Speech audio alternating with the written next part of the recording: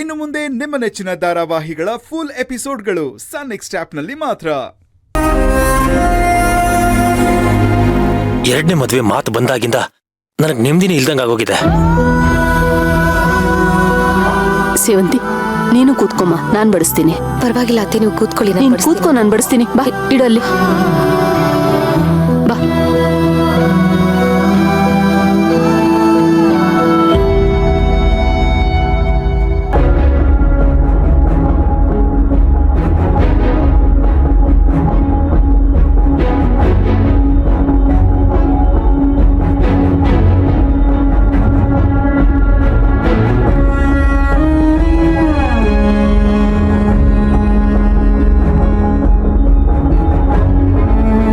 Good morning.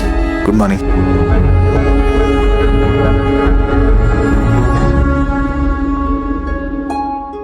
Arjun sir, ಯಾಕೆ ನೀವು ನನ್ನನ್ನು ಅರ್ಥನೇ ಮಾಡ್ಕೋತಾ ಇಲ್ಲ? ಪ್ಲೀಸ್ ಇದು ಒಂದೇ ಒಂದ್ಸರಿ ನನ್ನ ಮಾತು ಕೇಳಿ. ನಿಮ್ ಜೀವನ ಚೆನ್ನಾಗಿರುತ್ತೆ.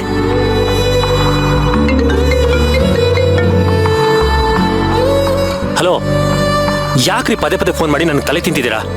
ಇಲ್ಲಿ ನನ್ನ ಜೀವನ ಹೋಗ್ತಿದ್ರು ನಾನು ಅಲ್ಲಿ ಆಫೀಸ್ಗೆ ಬರಬೇಕಾ?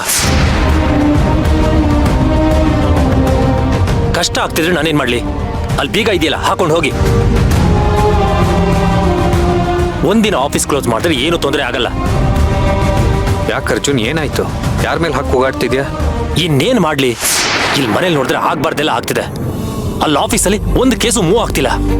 ಅಲ್ಲ, ಅದನ್ನೆಲ್ಲ ನೋಡ್ಕೊಳ್ಳೋದಕ್ಕೆ ನಿನ್ನ ಹತ್ರ ಒಬ್ಬ ಅಸಿಸ್ಟೆಂಟ್ ಇದ್ನಲ್ಲ. ಟೈಮ್ ಕೆಟ್ರೆ ಎಲ್ಲ ಕೆಡುತ್ತೆ ಅಂತ ಹೇಳ್ತಾರಲ್ಲ, ಅದು ಸತ್ಯ ನೋಡು.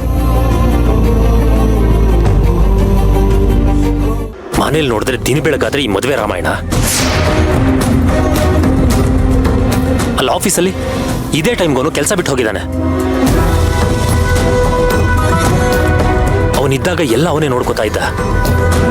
ಈಗ ತುಂಬಾ ಕಷ್ಟ ಆಗಿದೆ, ಏನ್ ಮಾಡ್ಬೇಕು ಅಂತಾನೆ ಗೊತ್ತಾಗ್ತಿಲ್ಲ. ಆದ್ರೂ ಆಫೀಸ್ ಮುಚ್ಚೋ ಮಾತು ನಿನ್ ಬಾಯಲ್ಲಿ ಕೇಳಿ ನಂಗೆ ನಿಜ ಆಶ್ಚರ್ಯ ಆಗ್ತಿದೆ. ಅಷ್ಟು ಸಿನ್ಸಿಯರ್ ವರ್ಕರ್ ನೀನು. ನನಗೆ ಅಷ್ಟು ಟೆನ್ಷನ್ ಆಗ್ತಾ ಇದೆ. ಸುಮ್ಮನೆ ಟೆನ್ಷನ್ ಮಾಡ್ಕೊಂಡ್ರೆ ಹೇಗೆ ಅರ್ಜುನ್? ಆದಷ್ಟು ಬೇಗ ಬೇರೆ ಯಾರನ್ನಾದ್ರೂ ಅಪಾಯಿಂಟ್ ಮಾಡ್ಕೋ. ಹೌದು ಕಣೋ, ಮನೆ ಆಫೀಸು ಅಂತ ನೀನೊಬ್ಬನೇ ತಲೆ ಕೆಡ್ಸ್ಕೋಬೇಡ. ಅವ್ನು ಹೇಳ್ದಾಗೆ ಮಾಡು. ಆಫೀಸ್ ಕಡೆ ಏನು ತೊಂದರೆ ಇಲ್ಲ ಅಜ್ಜಿ, ಹೇಗೋ ನಡೆದು ಹೋಗುತ್ತೆ. ಸ್ವಲ್ಪ ಕೆಲಸ ಜಾಸ್ತಿ ಅಷ್ಟೇ. ಆದ್ರೆ ಮನೇಲೆ ದೊಡ್ಡ ತೊಂದರೆ ಆಗಿರೋದು.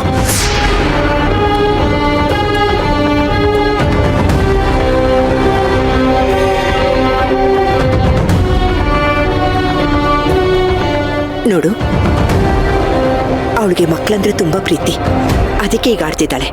ನೋಡು, ಎಲ್ಲ ಸರಿ ಹೋಗುತ್ತೆ. ಸರಿ ಹೋಗೋ ಯಾವ ಸೂಚನೆನೂ ಕಾಣಿಸ್ತಿಲ್ಲ ಅಜ್ಜಿ. ಮೊದಲೆಲ್ಲ ಆಫೀಸಿಂದ ಮನೆಗೆ ಬಂದ್ರೆ ಈ ಮನೆ ಸ್ವರ್ಗ ಅನಿಸ್ತಾ ಇತ್ತು. ಆದ್ರೆ ಈಗ ನರ್ಕ ಆಗೋಗ್ಬಿಟ್ಟಿದೆ ನನಗೆ. ಅರ್ಜುನ, ಅರ್ಜುನ, ನೋಡ್ದೇನೆ ನಿನ್ ಗಂಡನ. ಅವನಿಷ್ಟು ಕುಗ್ಗೋಗಿದ್ದಾನೆ ನೋಡು. ಜೀವನೂ ನೀನೆ, ಜೀವನೂ ನೀನೆ ಅಂತ ನಂಬಿದ್ದವನು ಕಣೆ ಅವನು. ಹೋಗಿ ಹೋಗಿ ಅವನಿಗೆ ಇನ್ನೊಂದು ಮದುವೆ ಮಾಡಕ್ ಹೊರಟಿದ್ಯಲ್ಲ, ಅವನು ಇದನ್ನೆಲ್ಲ ಸಹಿಸ್ಕೊಳಕ್ಕಾಗತ್ತಾ ಹೇಳು? ಅಜ್ಜಿ, ನೀವೆಲ್ಲ ಎಮೋಷನಲ್ಗೊಳಗಾಗಿ ಏನೇನೋ ಮಾತಾಡ್ತಾ ಇದ್ದೀರಾ. ಅರ್ಜುನ್ ಸರ್ ಭವಿಷ್ಯದ ಬಗ್ಗೆ ನಿಮ್ಗೆ ಯಾರಿಗೂ ಯೋಚನೆನೇ ಇಲ್ವಾ? ನೀನು ಭವಿಷ್ಯದ ಬಗ್ಗೆ ನೀನು ಯೋಚನೆ ಮಾಡಿದ್ಯಾ? ಯೋಚನೆ ಮಾಡಿದ್ರೆ ನೀನ್ ಈ ರೀತಿ ಹುಚ್ಚುಚ್ಚಾಗಿ ಆಡ್ತಿರ್ಲಿಲ್ಲ. ಇಲ್ಲ ಅಜ್ಜಿ, ನನ್ನ ನಿರ್ಧಾರ ಸರಿಯಾಗೇ ಇದೆ. ನನ್ನ ಮಾತು ಕೇಳು ಅಜ್ಜಿ, ಪ್ಲೀಸ್. ನೋಡಿ, ನೀವು ಬೇರೆ ಏನ್ ಬೇಕಾದ್ರೂ ಹೇಳಿ, ನಾನು ಮಾತು ಕೇಳ್ತೀನಿ. ಆದ್ರೆ ಅರ್ಜುನ್ ಸರ್ಗೆ ಇನ್ನೊಂದು ಮದುವೆ ಮಾಡಿಸ್ಬೇಡ ಅಂತ ಮಾತ್ರ ಹೇಳ್ಬೇಡಿ. ನಾನು ಕೇಳಲ್ಲ. ಯಾಕಂದ್ರೆ ನಾನು ಈಗಾಗಲೇ ನಿರ್ಧಾರ ಮಾಡಾಗಿದೆ. ಅರ್ಜುನ್ ಸರ್ಗೆ ಇನ್ನೊಂದು ಮದುವೆ ಮಾಡಿಸ್ತೀನಿ. ಈ ಮದುವೆ ನಡೆಯುತ್ತೆ.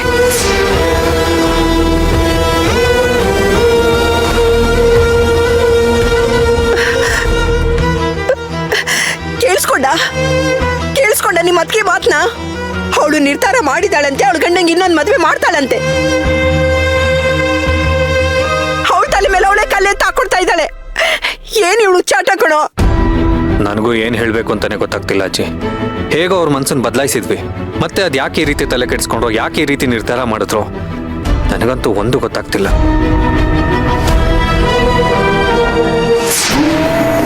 ಆ ಲೆವೆಲ್ಗೆ ನಿಮ್ಮ ಅದಕ್ಕೆ ತಲೆನ ನಾನು ಕೆಡ್ಸಿದ್ದೀನಿ. ಅದಕ್ಕೆ ಅದ್ಕೆ ಅಂತ ಯಾವಾಗ್ಲೂ ಬಡ್ಕೋತಿಯಲ್ಲ, ಇನ್ ಮುಂದೆ ನೋಡ್ತಾ ಇರೋ ನಿನ್ ಅದ್ಕೆ ಬಾಳು ನಿನ್ ಕಣ್ ಮುಂದೆನೆ ಹೇಗ್ ಹಾಳಾಗುತ್ತೆ ಅಂತ.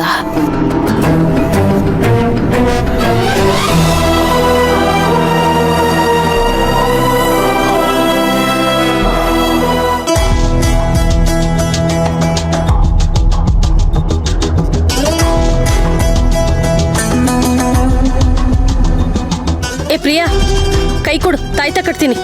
ಚಿಕ್ಕಿ ಸ್ವಲ್ಪ ಸುಮ್ಮನೆ ಇರ್ತೀರಾ? ನನ್ ಟೆನ್ಷನ್ ಅಲ್ಲಿ ನಾನಿದ್ದೀನಿ. ಲೇ, ಯಾಕೆ ಹೀಗಾಡ್ತಿದ್ಯಾ? ದೇವಸ್ಥಾನಕ್ ಬಾರೆ ಅಂದ್ರೆ ಅದಕ್ಕೂ ಕೈಯೋ ಮುಯ್ಯೋ ಅಂತೀಯಾ, ತಾಯ್ತ ಕಟ್ಟಿಸ್ಕೊಳಂದ್ರೆ ಅದಕ್ಕೂ ಕಿರಿಕಿರಿ ಮಾಡ್ತಿದ್ಯಾ. ನೀನ್ ಹೀಗ್ ಮಾಡಿದ್ರೆ ನೀನ್ ಹಿಡ್ದಿರೋ ದೇವ ಬಿಟ್ಟೋಗುತ್ತೇನೆ. ಚಿಕ್ಕಿ ನಿಮ್ಗೇನ್ ತಲೆ ಕೆಟ್ಟಿದ್ಯಾ? ನನ್ಗೆ ದೇವ ಮೆಟ್ಕೊಂಡಿದೆ.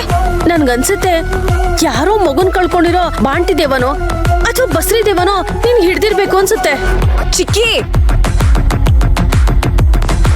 ಇನ್ನೇನೆ, ನೀನ್ ಯಾಕೆ ಯಾವಾಗ್ಲೂ ಮಗು ಮಗು ಅಂತ ಜಪ ಮಾಡ್ತಿರ್ತೀಯ? ಅದು ನನ್ನನ್ ಕೊಲ್ಲಕ್ ಬಂತು, ನನ್ನನ್ ಬೀಳ್ಸಕ್ ಬಂತು ಅಂತ ಏನೇನೋ ಮಾತಾಡ್ತೀಯಲ್ಲ. ಅಯ್ಯೋ, ಏನೇನೋ ಮಾತಾಡ್ತಿರ್ಲಿಲ್ಲ ಚಿಕ್ಕಿ, ನನಗ್ ಆಗ್ತಾ ಇರೋದನ್ನ ಹೇಳ್ತಾ ಇದ್ದೆ. ಬಂದ್ಯಾ? ನನ್ ಪಾಯಿಂಟ್ಗೆ ಬಂದ್ಯಾ ನೀನು? ನೀನ್ ಹೀಗಾಡ್ತಿರೋದೇ ದೆವ್ವ ಮಿಟ್ಕೊಂಡಿರೋದಿಕ್ಕೆ.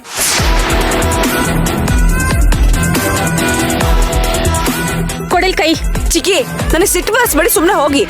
ಲೇ, ಸರಿ ಆಯ್ತು, ಕೈಗ್ ಬೇಡ್ವಾ? ಸರಿ ಬಾ, ಕುತ್ಕೆ ಕಟ್ತೀನಿ. ಚಿಕ್ಕಿ ನನಗೆ ಕುತ್ಕೆಗೂ ಬೇಡ, ಎಲ್ಲೂ ಬೇಡ, ಸ್ವಲ್ಪ ಸುಮ್ನೆ ಇರಿ. ಲೇ, ನಾನು ಈ ತಾಯ್ತ ಕಟ್ಟಿಲ್ಲ ಅಂದ್ರೆ ನಿಮ್ ಮತ್ತೆ ಬೈತರ್ ಕಣೆ. ಏನು ಅತ್ತೇನಾ? ಹೌದು. ನಿನ್ಗೆ ಯಾಕೆ ಹೀಗಾಗಿರ್ಬೋದು ಅಂತ ನಮ್ಗಳ ಮಧ್ಯೆ ಚರ್ಚೆ ಆಯ್ತು. ಅದಕ್ಕೆ ಕಲ್ಪನಾತ್ಗೆ ಹೇಳಿದ್ರು, ಪ್ರಿಯನ್ಗೆಲ್ಲೋ ಕೆಟ್ಗಾಳಿ ಸೋಕಿರ್ಬೇಕು, ದೇವಸ್ಥಾನ ಕರ್ಕೊಂಡೋಗಿ ತಾಯ್ತ ಕಟ್ಸು ಅಂತ ಹೇಳಿದ್ರು. ಓ, ಈ ವಿಷಯ ಇಲ್ಲಿವರೆಗೂ ಬಂತ? ಅದಕ್ಕೆ ನಿನ್ನ ಬಲವಂತ ಮಾಡಿ ದೇವಸ್ಥಾನ ಕರ್ಕೊಂಬಂದಿದ್ದು. ಆ ದರಿದ್ರ ಸೇವಂತಿ ಮಗುವಿಂದ ನಾನು ಎಲ್ರೂ ಕೈಲು ಮೆಂಟ್ಲು ಲೂಸು ದೆವ್ವ ಮೆಟ್ಕೊಂಡೋಳು ಅಂತ ಅನಿಸ್ಕೊಳಾಗಾಯ್ತು. ಅಯ್ಯಯ್ಯೋ, ಅಂದ್ರೆ ನಿನ್ ಹಿಡ್ದಿರೋದು ಸೇವಂತಿ ಮಗು ದೆವ್ವನ?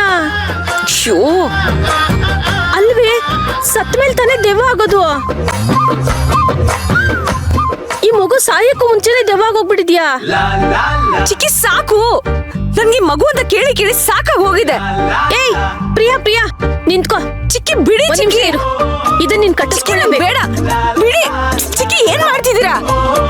ಅಯ್ಯೋ ಚಿಕ್ಕಿ ಬಿಡಿ. ಚಿಕ್ಕಿ ಹಾ, ಈಗ ಸಮಾಧಾನ ಆಯ್ತು. ಚಿಕ್ಕಿ ನಿಮ್ಗೇನ್ ತಲೆ ಕೆಟ್ಟಿದ್ಯಾ?